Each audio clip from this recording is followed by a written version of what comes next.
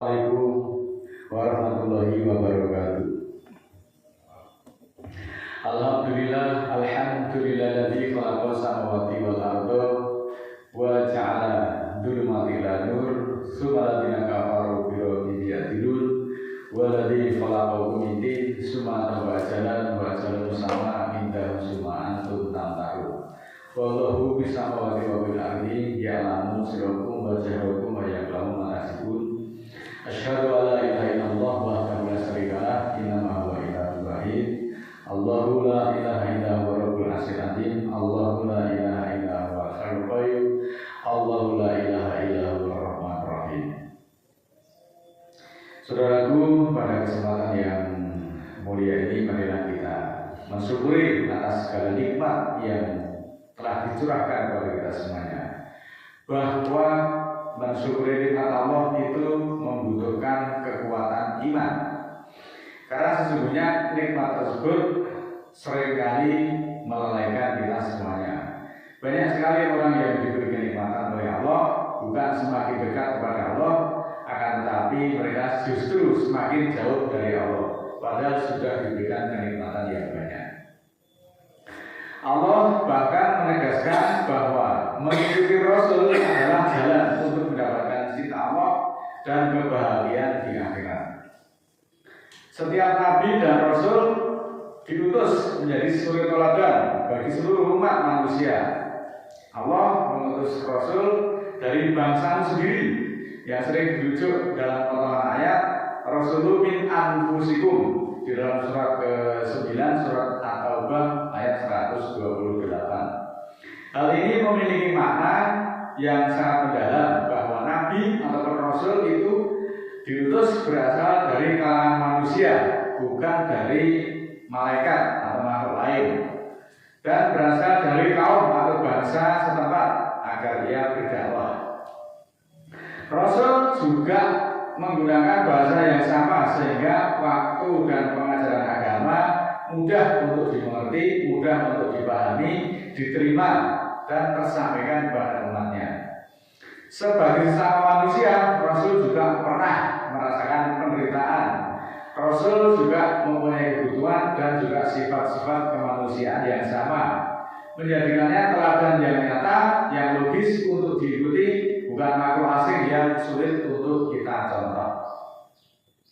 Namun demikian, krisis keteladanan adalah kondisi di mana figur pemimpin atau tokoh-tokoh publik, tokoh-tokoh masyarakat, tokoh agama atau lingkungan sekitar tidak lagi mengambilkan perilaku yang patut dicontoh. Terdapat beberapa indikator ataupun gejala-gejala bahwa pada saat ini terjadi gejala krisis keteladanan di dalam kehidupan bermasyarakat. Tolong dikoreksi kalau seandainya saya melakukan kesalahan. Gejala-gejala tersebut yaitu yang pertama, kita juga mengamati beberapa peristiwa, beberapa data-data, juga beberapa kejadian. Itu terjadi kesenjangan ataupun ketidaksesuaian antara ucapan dan perbuatan.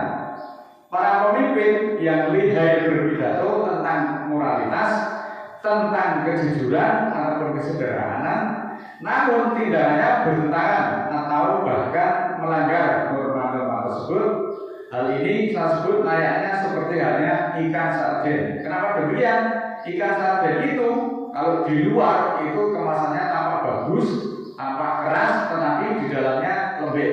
Itulah kesenjangan-kesenjangan yang tidak sesuai antara ucapan dan perbuatan yang dicontohkan para tokoh-tokoh kita. Ayatnya juga ada di dalam surat ke-61 ayat 2. A'udzubillahi minasyaitonir rajim. Bismillahirrahmanirrahim. Ya ayyuhalladzina amanu lima taquluna ma la taf'alun. Wahai orang-orang beriman, kenapa kamu mengatakan yang tidak kamu lakukan? Ayat ketiganya, kabura maqtan indallahi an taqulu ma la taf'alun. Sangat besar kemurkaan Allah karena kamu mengatakan apa-apa yang tidak kamu lakukan. Nah, saudaraku yang dimuliakan Allah, ayat-ayat tersebut menjelaskan bahwa sangat dibenci oleh Allah, atau Allah itu sangat membenci jika seseorang itu mengatakan atau meniru kebaikan, tapi justru mereka itu tidak mengerjakannya, padahal kamu membaca kitab. Kita semua sudah dipahamkan dengan semua perbuatan itu akan berbalas, atau kita juga sudah paham tentang hukum kausalita. Kita juga sudah sangat paham hukum sebab akibat. Kita juga sudah dipahamkan hukum tebal mulai. Bahkan kita juga sudah paham hukum aksi sama dengan reaksi. Mari kita simak firman Allah di dalam surat ke-17 ayat 7. A'udzubillahi minasyaitonir rajim. Bismillahirrahmanirrahim. In ahsantum li anfusikum wa in asatum falaha fa idza jaa wa'dul akhirati liyasu. Jika kamu berbuat baik, berarti kamu berbuat baik bagi dirimu sendiri. Dan jika kamu berbuat jahat, maka kejahatan itu juga akan menimpa dirimu sendiri. Jika datang janjian Allah di akhir, maksudnya ini adalah hukuman di akhirat nanti, maka hal ini akan menjahatkan wajahmu. Ila akhiri, ayat ini panjang sekali, tapi dari pembukaan ayatnya kita sudah paham bahwa ayat ini menegaskan hukum sebab akibat, hukum moral, kebaikan yang dilakukan akan kembali sebagai rahmat bagi pelakunya. Sementara itu kejahatan atau keburukan akan mendatangkan azab bagi dirinya sendiri. Ayat tersebut juga menyoroti pertanggungjawaban individu atas amal perbuatan mereka, baik itu di dunia maupun di akhirat, serta peringatan tentang balasan atas kedustaan yang dilakukan. Gejala-gejala yang kedua yaitu normalisasi perilaku yang menyimpang. Jadi perilaku yang menyimpang itu dianggap normal. Itu gejala-gejala bahwa kita saat ini memang dalam keadaan krisis keteladanan. Hal ini ditandai dengan banyaknya tokoh-tokoh yang terbukti melakukan kesalahan publik, tetapi tidak menunjukkan penyesalan sama sekali, atau minimal mengundurkan diri, atau minimal meminta maaf atau menyesal, tetapi tidak dilakukan. Bahkan mereka tetap beraktivitas seolah-olah itu tidak pernah terjadi apa-apa. Ayat juga ada, surat ke-30 ayat 32, minal ladina faraqudinahum wa kanu syi'an kullu hizbin bima ladaihim farihun. Orang-orang yang memecah belah di dalam din, mereka menjadi bergolong-golong, setiap golongan bergerilya dengan apa yang ada pada diri mereka. Islam itu mengajarkan kerendahan hati, di mana yang benar itu adalah kita tuh seyoganya selalu merasa bersalah, kemudian bertaubat, bukan merasa paling suci, paling benar sendiri, paling mulia sendiri. Banyak orang mengira nilai diri itu ditentukan oleh perilaku ataupun yang nampak dari luar, padahal tidak demikian. Seringkali yang menipu itu bukanlah dosa yang terlihat, melainkan adalah kebaikan-kebaikan yang dipamerkan. Saya kan pernah menolong ini, saya kan pernah menolong itu, saya kan pernah melunasi hutang-hutangnya, itu yang ditampakkan. Ketika ketaatan itu hanya menjadi hiasan, maka ia akan kehilangan rohnya. Yang tersisa adalah cita, bukan sebuah kejujuran hati. Ada orang itu jatuh, kemudian sadar akan kesalahannya, lalu berbangkit dengan rendah hati. Ada pula yang berdiri tegak, namun hatinya dipenuhi dengan rasa paling benar. Hidup itu bukan terlihat dari paling bersih, melainkan tentang terus membenahi diri tanpa merasa lebih tinggi dari orang lain. Kerendahan hati sering lahir dari luka atau kekeliruan, bukan dari pujian. Maka di sanalah manusia itu belajar bahwa nilai sejati itu bukan tampak dari luar, tampilan dari luar, tetapi pada kesadaran untuk terus pulang dan mau memperbaiki diri.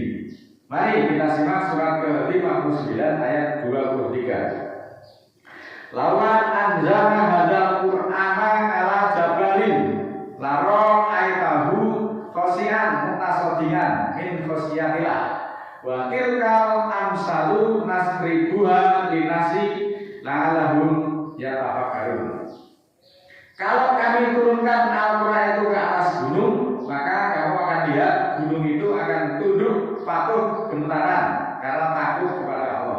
Itulah perumpamaan yang kami contohkan untuk manusia. Semoga mereka memikirkan. Saudaraku yang dimuliakan Allah, ini adalah pelajaran yang luar biasa mendalam. Kalau saja Allah itu menurunkan Al-Quran itu kepada gunung, maka gunung tersebut akan hancur gemetaran. Kenapa? Karena gunung itu saking takutnya kepada Allah. Sementara Al-Quran itu diturunkan kepada manusia, justru didustakan, justru dijadikan permainan dan Allah justru dijadikan perisai untuk membedengi kelemahannya, merasa paling benar, merasa paling membawa kebenaran sehingga mereka lupa diri, lalu lupa kepada Allah sehingga Allah menjadikan mereka lupa pada diri mereka sendiri. Orang yang melupakan Allah, merasa dirinya paling benar, akhirnya akan kehilangan arah, lalu pada lupa akan keselamatan diri mereka sendiri. Maka surat ke-59 ayat 19 Allah mengabarkan kepada kita semuanya, wala takunu kalladzina nasullaha fa ansahum anfusahum ulaika humul fasiqun. Dan jangan seperti orang-orang yang melupakan Allah, lalu dia menjadikan mereka lupa pada diri mereka sendiri. Itulah orang-orang yang fasik. Ayat ini saudaraku menegaskan bahwa mereka yang lupa pada Allah karena merasa menjadi wakilnya Allah, merasa paling benar, tak pernah salah dan tidak peduli akhirat, adalah orang-orang yang fasik, yang bergelimangan dengan dosa. Kok di saat ini itu sering juga ada adagium yang begini, salai guru itu luwih apik tinimbang benere murid. Nah ini kalimat ini sangat indah, tetapi ini menghadapi masalah yang dilematis. Salai guru luwih apik tinimbang benere murid itu adalah ungkapan filosofis yang berakar pada budaya tradisional zaman dulu kala ini, khususnya di dalam konteks pendidikan pesantren ataupun keilmuan-keilmuan yang berbasis taklid buta ataupun takzim ataupun penghormatan yang berlebihan kepada sosok tertentu, sosok-sosok yang dituakan. Sang guru karena sudah membawa ayat sehingga merasa tidak bisa salah lagi. Ini kan fatal kalau pemahaman seperti ini. Adagium ini juga ditujukan untuk melindungi perilaku sosok tersebut, tokoh tersebut yang menyimpang secara moral, secara hukum ataupun keilmuan. Dalam konteks guru, dalam dunia modern ini, guru itu tetaplah sebagai manusia yang bisa salah. Maka jangan selalu kita tuh menyandarkan kebenaran itu pada sosok tertentu. Pernyataan ataupun adagium tersebut seringkali ternodai oleh oknum-oknum ataupun tokoh-tokoh agama terhadap murid-muridnya yang dilaku. Sebut saja salah satu bentuk penyimpangannya seperti penipuan, penggelapan dana umat, sampai yang paling viral adalah pelecehan terhadap para santri-santrinya. Ini masalah perempuan juga masuk di dalamnya. Mereka melakukan penyalahgunaan wewenang dengan dalih pembenaran yang bersifat dogmatis, dan ini real terjadi tanpa saya bermaksud mendiskreditkan tokoh-tokoh tertentu. Ini sering terjadi dan berulang. Ini merupakan tamparan yang memilukan dan memalukan seorang tokoh yang mestinya menjadi panutan, tetapi justru sebaliknya. Maka Allah kemudian mengingatkan kepada kita di dalam surat ke-96 ayat 16 dan 96 ayat 17.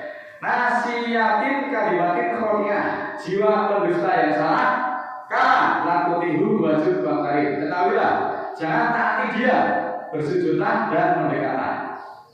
Nah, ayat ini turun itu sebagai ancaman dari Allah kepada orang-orang yang menyimpang, yang keras kepala dan sombong. Kenapa dikatakan jiwa pendusta yang salah? Sebab mereka itu secara fisik itu normal. Kalau dalil itu ya titis, tepat. Penguasaan ayatnya juga luar biasa. Tetapi itu tidak konsisten antara perkataan dan perbuatannya, sehingga Allah menegaskan akan menyeret ubun-ubun mereka di dalam neraka jika mereka tidak menghentikan perbuatannya. Hidup dalam tidak kebenaran atau yang sering disebut dengan dusta adalah kondisi di mana fisik itu berfungsi, namun jiwa ataupun nuraninya itu tidak lagi hidup, yang merupakan hakikatnya adalah dia itu mati di dalam hidup. Maka untuk menghentikan kondisi tersebut, Allah kemudian memerintahkan melalui ayat berikut di dalam surat 61 ayat 4. Innallaha yuhibbul ladzina yaqtiluna fi sabilihi shaffan ka'annahum bunyanun marsus. Sesungguhnya Allah menyukai orang-orang yang berperang pada sesungguhnya berbaris seolah-olah mereka bangunan yang tersusun. Ini adalah merapatkan barisan sehingga kompak menjadi bangunan yang kokoh untuk memerangi kebatilan adalah sesuatu yang diperintahkan dan disukai oleh Allah. Ini pelajaran untuk kita semuanya. Menjadi pertimbangan ya bagi kita semuanya. Jangankan manusia ya, yang namanya nabi itu orang-orang yang sangat dipilih oleh Allah itu juga pernah melakukan kesalahan. Para nabi itu bukan malaikat, melainkan manusia biasa yang diutus oleh Allah, sehingga mereka tidak luput dari sifat-sifat manusiawi seperti lupa ataupun keliru di dalam hal-hal duniawi. Saya mempunyai catatan beberapa hal. Yang pertama, Nabi Adam itu beserta istrinya pernah juga melakukan kesalahan. Kesalahannya itu adalah mendekati sajarah, namun dia segera bertobat. Nabi Nuh juga pernah melakukan kesalahan, yaitu protes dengan lembut kepada Allah terkait anaknya yang ditenggelamkan. Ini diabadikan dalam surat Hud ayat 46 sampai 45 sampai 46. Musa juga pernah tidak sengaja membunuh orang dari kaum Fir'aun saat melerai perkelahian. Ibrahim itu pernah meminta ampun atas dosa-dosa dari bapaknya. Surat ke-60 ayat 4. Salah kenapa? Karena orang musyrik itu tidak boleh dimintakan ampun. Sulaiman itu karena sangat kagum, asik mengurusi kuda-kudanya untuk persiapan jihad, beliau bahkan sampai lupa tidak sholat asar hingga matahari terbenam. Dan banyak lagi kesalahan-kesalahan yang ini menjadi pelajaran untuk kita semuanya agar kita itu tidak taklid buta kepada seseorang. Masih banyak semuanya, tapi karena durasi waktu, oleh karena itu kami juga mohon maaf, mohon dimaklumi dan mohon koreksi apabila yang saya begini adalah kurang tepat atau bahkan salah atau menyimpang. A'udzubillahi minasyaitonir rajim. Bismillahirrahmanirrahim. Rabbana la tu'akhidna in nasina aw akhtana. Rabbana wa la tahmil 'alaina isran kama hamaltahu 'alal ladzina min qablina. Rabbana wa la tuhammilna ma la taqata lana bihi wa'fu 'anna waghfir lana warhamna anta maulana fansurna 'alal qawmil kafirin. Subhana rabbika rabbil izzati 'amma yasifun wa salamun